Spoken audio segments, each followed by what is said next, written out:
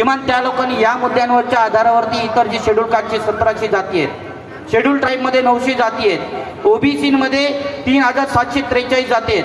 बाबासाहेबांनी 340 कलमामध्ये ओबीसींना आरक्षण दिलेलं आहे सर्वात प्रथम. त्यांच्यानंतर शेड्यूल कास्टला 341 प्रमाणे आपल्याला प्रतिनिधित्व म्हणजे आरक्षण दिलेलं आहे. आणि तिसरं म्हणजे 342 प्रमाणे 342 मध्ये शेड्यूल ट्राईबला दिलेलं आहे. ते 7.5%, 15% जे आहेत शेड्यूल कास्टसाठी आहेत आणि 52% सर्वात जास्त हे ओबीसींना दिलेलं आहे. आता ही जी बातमी आहे किंवा ही जी माहिती आहे ही सांगण्याची जबाबदारी कोणावरती आहे?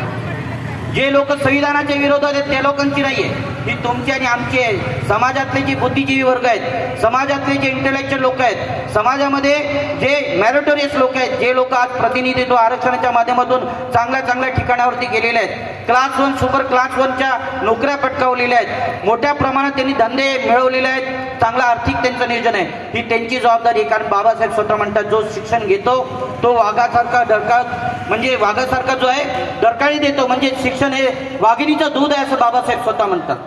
आणि त्याच्यासाठी जर आपण शिक्षण घेतलं असेल ना, त्या शिक्षणाचा फायदा समाजासाठी होत नसेल, त्या शिक्षणाचा फायदा काय? आपल्या समाजामध्ये जे SC ST OBC आहेत, सर्व बहुजन समाजामध्ये जवळजवळ 6,500 जाती आहेत. त्या 6,500 जातींना जोडण्याचं काम बाबासाहेबांनी सांगितलेलं आपल्याला. बाबासाहेब काय म्हणतायत बघा, एका पुस्तकामध्ये सांगतोय. या पुस्तकाचं नाव काय आहे? बुद्ध धम्म चळवळीचे मारेकरी कोण. तर सर्वात प्रथम आपली जबाबदारी ही काय समजून घेणं गरजेचं आहे.